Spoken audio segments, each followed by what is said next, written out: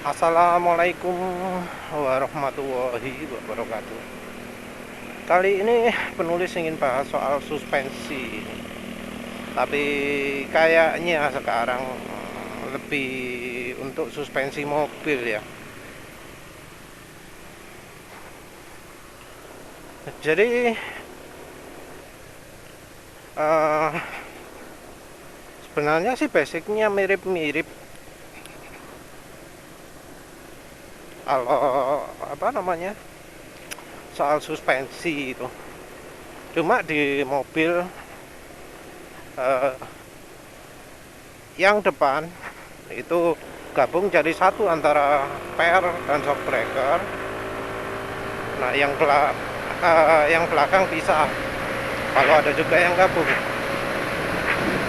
Depan ada juga yang pisah sih ya. Kalau mobil itu lebih apa ya? Lebih bervariasi daripada kalau di motor.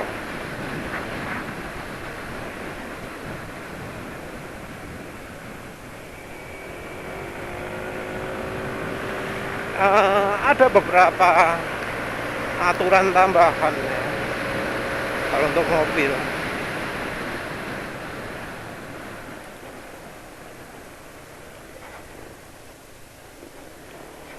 Kalau di mobil itu ya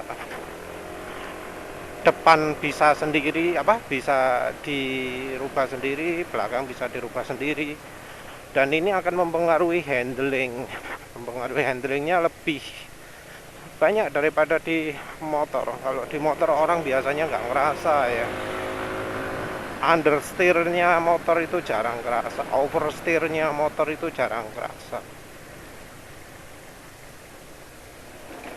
Jadi uh, understeer dan oversteer ini kerasa banget kalau modifikasinya sudah parah ya. Tapi prinsipnya sebenarnya sama. Prinsipnya adalah uh, kalau makin keras itu grip makin berkurang. Tapi tentu kalau suspensi nggak pas juga grip kurang. Untuk gripnya pas, maka apa namanya baik stabilizer, baik shock breaker maupun per itu harus pas. Dan pasnya pas, nggak cuma satu bagian saja, keempat sisinya harus pas. Bahkan harusnya ya ditimbang di tiap sisinya. Jadi di tiap sisi itu berapa kilo.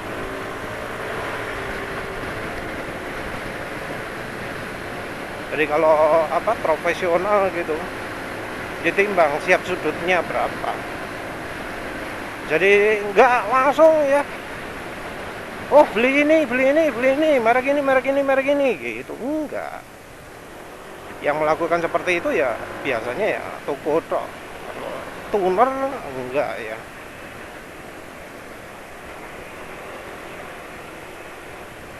Kecuali kalau sudah pernah mungkin ya.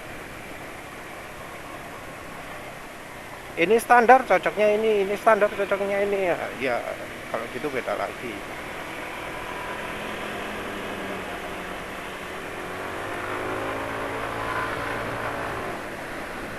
Yang sering jadi ini ada contoh. Yang sering jadi masalah di mobil itu sebenarnya adalah satu limbung, satunya mantul-mantul nggak berhenti. Saya penulis security, jalannya ini kan kelihatan nggak mobil depan ini Innova ini, makanya tadi apa milih ngikutin mobil ini. Kelihatan nggak? Ini kan mantulnya banyak toh. Jadi nggak cek sek sek sek gitu nggak, tapi nyeng nyeng nyeng nyeng nyeng nyeng nyeng gitu ya. Ini juga belum lagi goyangan kiri kanannya itu.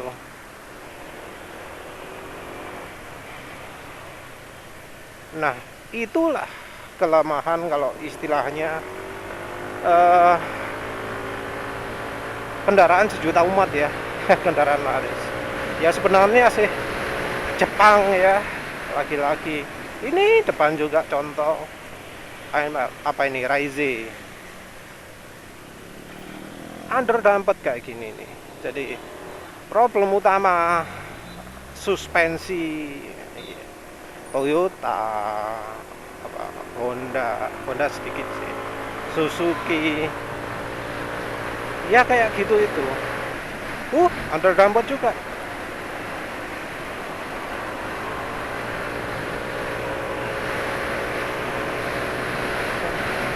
Jadi kelemahan utama suspensi mobil itu adalah underdamped. Underdamped itu apa? Shock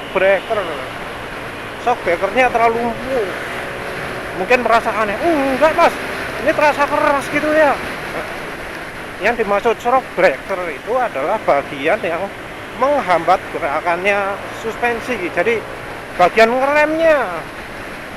Jadi di suspensi itu ada bagian pernya yang biar mantul-mantul itu sama remnya. Remnya harus pas. Kalau nggak pas kurang gitu. Nah ini nih contohnya nih CR-V ini mantul-mantul, tapi mungkin karena sudah berumur ya. Nih Xenia mantul-mantul belakangnya. Tuh sana apa itu Terios. Rus mantul-mantul sama. Mungkin kalau Mitsubishi ini nggak terlalu ya. Dari pengamatan penulis kalau Pajero ini biasanya lebih sek gitu ya, lebih sporty, nggak mantul-mantul kayak ya tadi Innova. Sing SRS apa kok sampai lali merek ya. Sing sang ini Pajero apa jenenge, Fortuner. Oh itu kan sama kayak gitu juga kadang-kadang loh ya.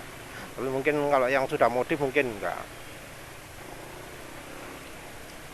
Jadi permasalahan utama dari suspensi motor Jepang terutama ya, mobil Jepang ya, underdamped. Mungkin dibilang empuk ya. Empuk itu ada dua, banyak sih, 3 kalau di mobil, 4 mungkin ya. Dari sisi pernya bisa empuk bisa keras, shock breakernya bisa empuk bisa keras, dari sisi stabilizernya bisa empuk bisa keras, dan depan belakang itu mungkin jenenge balancing arm itu juga pengaruh. Empuk mungkin ya, tapi empuk pireto, empuk pernya saja, tapi shock breakernya kurang kuat. Kalau shock breaker kurang kuat ya itu underdamped, padahal itu sendirian.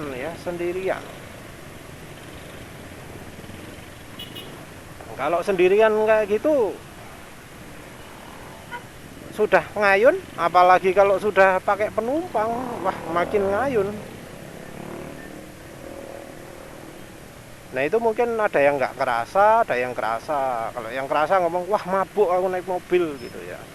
Soalnya mobilnya goyang terus, nggak pernah berhenti ya. Mabuk mobil. Nah mabuk mobil itu seringnya karena shock breakernya underdamped. Penulis nggak tahu kalau di luar negeri kayak gitu atau kayak gitu juga atau enggak. Tapi yang penulis amati gitu, ini kayak gitu, Datsun ini. Ya penulis amati sama lah ya penyakitnya. Aneh ya. Mungkin ini sudah tradisinya Jepang ya, sukanya kayak gitu. Pinginnya tiap mobil itu belakangnya goyang-goyang, cek ngeluh, cek pusing, cek kerasa kalau naik mobil keluar mobil MPV gitu ya, SUV atau MPV.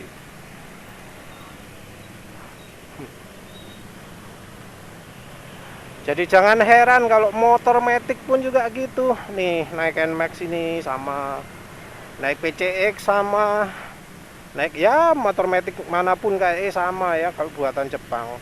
Belakang pasti under damped.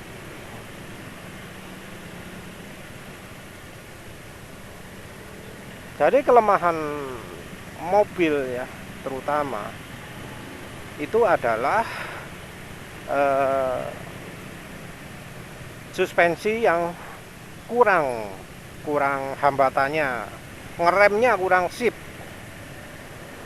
suspensi yang terlalu lembek istilahnya.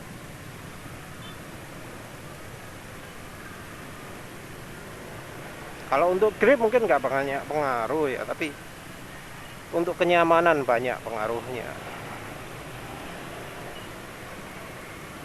Mungkin ada yang mengatasinya pakai ganjal per ya. Di setiap sisinya dipasangi 3, padahal harganya 1.600.000. Jadi tiap sisi 1,8. 4 sisi berapa itu? Yes, kalau no apa tuh sembuh. Kalau lagi jalan ini nggak bisa ngitung-ngitung.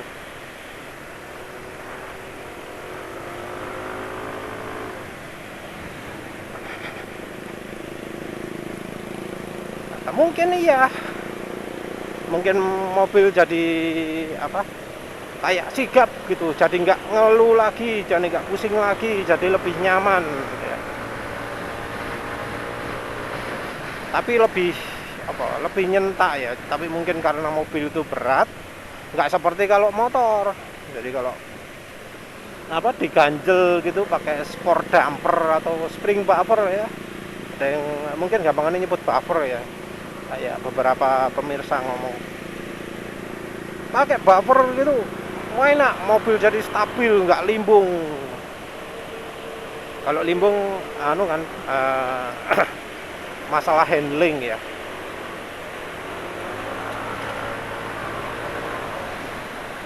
Enak nggak limbung, terus lebih nyaman, mobil jadi terasa enak, nggak pusing lagi. Iya nggak pusing ya, karena pernya makin keras ya. Sekalipun goyangnya jadi nggak lama, sebentar. Karena ya namanya per dibuat makin keras, frekuensi ayunannya jadi makin cepat. Nulis hitung-hitung ya, pernah hitung-hitung pakai buffer untuk yang motor matic ya. Kalau pernya ada 6 yang bisa main, dimatikan 1 pakai buffer kan, itu meningkat sekitar 30% gitu. Dikasih 2 meningkat 50%. Dikasih 3 mungkin 2 kali lipat ya, penulis lupa hitungannya opo ya. Dibagi kayaknya ya, 7 misalnya 7 ya, jadi 6, 7 bagi 6. Udah, itu berapa persennya.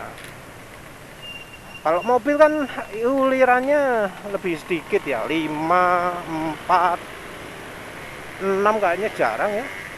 Mungkin anggap aja 5. 5 kasih buffer 1 jadi 5/4. Meningkat jadi 25%. Dipasangi 2 jadi 5 bagi 3. Jadi 1,6 ya kira-kira. 66%. Dipasangi 3 jadi 5 bagi 2. 2,5 kali 250%. Jadi 2,5 kali lebih keras. Per 2 kali lebih keras karena misalnya 5 ulirannya ya, terus pasangi spring buffer 3. Jadi 2,5 kali lebih keras ya, otomatis lah ya. Kalau kali-kalian ya, penulis lupa rumusnya frekuensi gimana. Frekuensi wis kalikan 2 lah, misalnya jadi dari asalnya 60, asalnya dari asalnya dari 60 CPM, cycle per menit. Kalau mobil 60 mungkin enggak ya, anggapnya 90 lah, 90 CPM, 90 ayunan per menit dikali 2,5, jadi ya jadi 2 ya, jadi 200 CPM. Ini terlalu over rasanya ya, berlebihan sekali ya.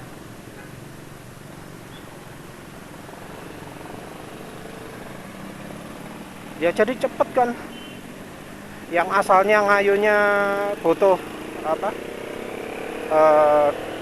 2 detik gitu, jadi kurang dari 1 detik.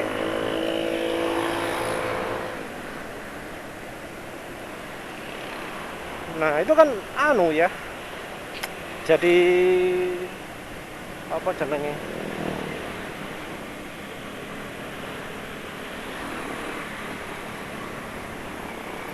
jadi sangat ya jadi kenyamanannya terasa meningkat gitu dibanding bila disiksa, misalnya sisanya asalnya 2 detik terus jadi kurang dari 1 detik, kan otomatis orang jadi merasa nyaman.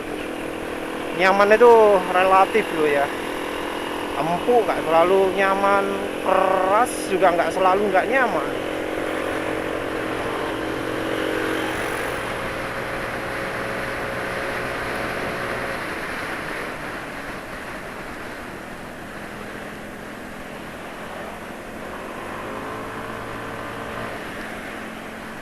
Nah, settingan yang pas itu nggak nggak butuh baper gitu, tapi butuhnya itu yang pertama shock breaker. Shock breaker ya kalau misalnya buatan Jepang gitu single action ya coba cari yang double action. Kalau untuk motor itu nggak ada suspensi yang rumit banget ya, jarang. Suspensi itu kebanyakan sederhana, yang ada cuma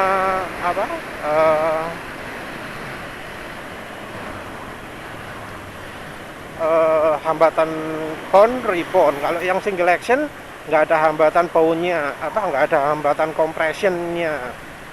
Jadi saat merapat itu kan ada hambatan kompresi, saat merenggang ada hambatan rebound.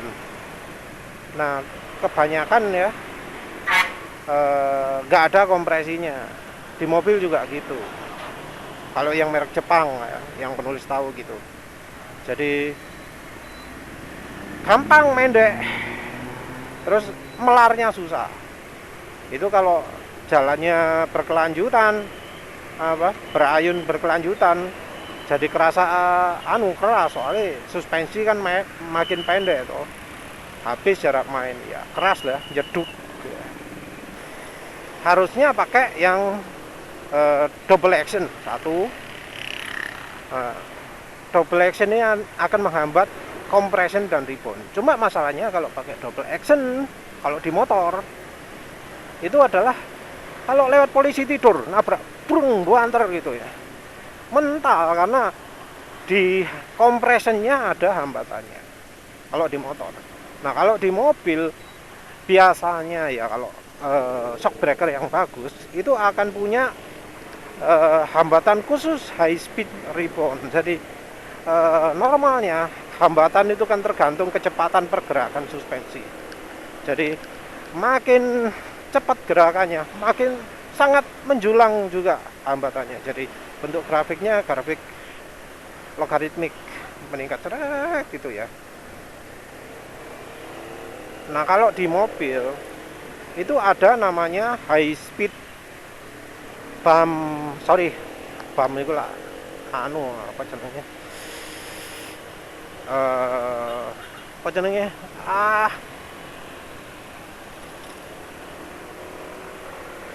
stopper itu loh, karet-karetnya itu loh yang disuspensi. Kalau yang penulis maksud itu yang high speed reboundnya, high speed compressionnya. nggak cuma high speed rebound tapi high speed compression. Jadi saat memendek gini ada saluran bypass ketika kekuatan ketika kecepatan pergerakan suspensinya mencapai tingkat tertentu. Jadi grafiknya nggak gini, nggak gini naik terus, nggak naik seret gitu, tapi seret terus datar gini. Jadi ketika dibuat lewat polisi itu kencang, wes gitu ya, nggak nyentak, tapi ya wes nggak ada hambatan apa-apa karena hambatannya kecil. Jadi nggak terasa apa-apa ketika lewat polisi tidur kencang gitu. Kalau pelan malah terasa, kalau kencang enggak.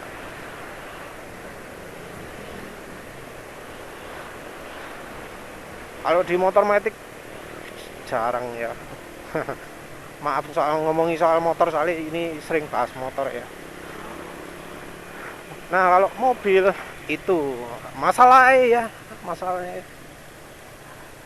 di mobil itu kita nggak bisa lihat dalamannya suspensi gimana. Kita nggak bisa ngerti ini ono high speed rebound high speed compressionnya apa enggak. Tahu gitu itu biasanya kalau di dyno.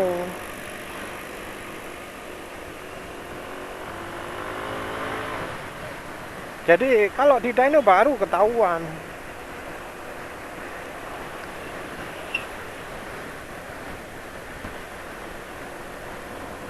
Jadi ya itu kendalanya. Makanya itu ada pujian kalau pakai Öhlins itu sip jadi ya. Tapi penulis kok jarang ya dengar mobil pakai suspensi Öhlins ya. Mungkin pakai yang lebih mahal dari Öhlins ada pakai apa jenenge. Pakai yang harganya hampir sama kalau di Indonesia mungkin ya. Pakai Koni, pakai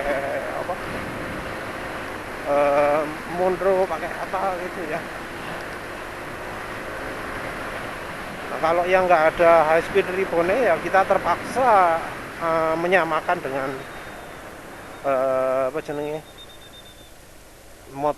motor ya, nyari double action itu. Ya maaf sih penulis nggak ngerti dalamane mobil ya apa.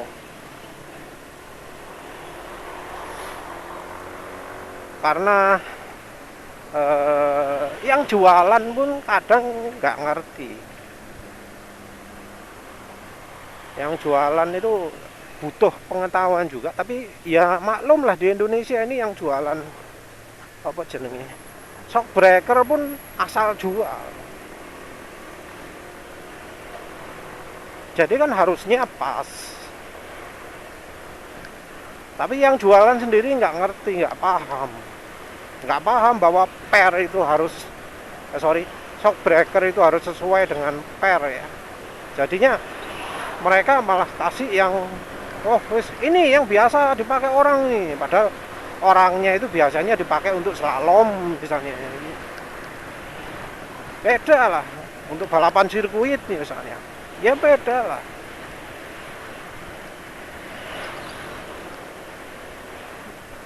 Karena ya suspensi itu jarang dituning khusus untuk kendaraannya. Jadi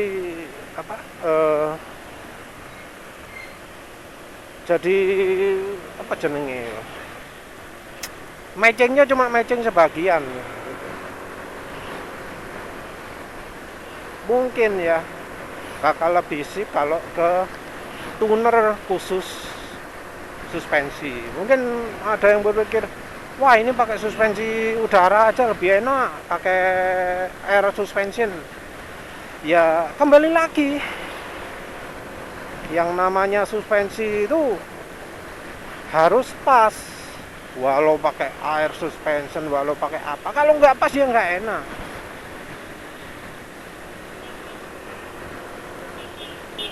Dan kalau lihat ahli suspensi itu sulit ya menentukan pas itu.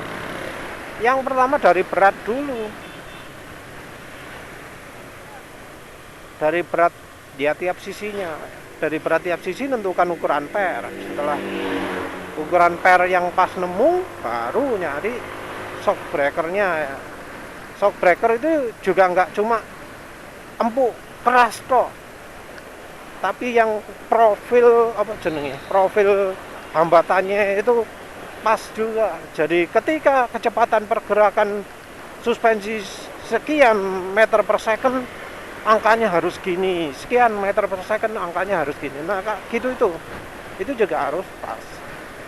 Kalau sudah nemu mau dipakai dimanapun bakal nyaman, kecepatan berapapun akan nyaman. Tapi gitu kan susah ya.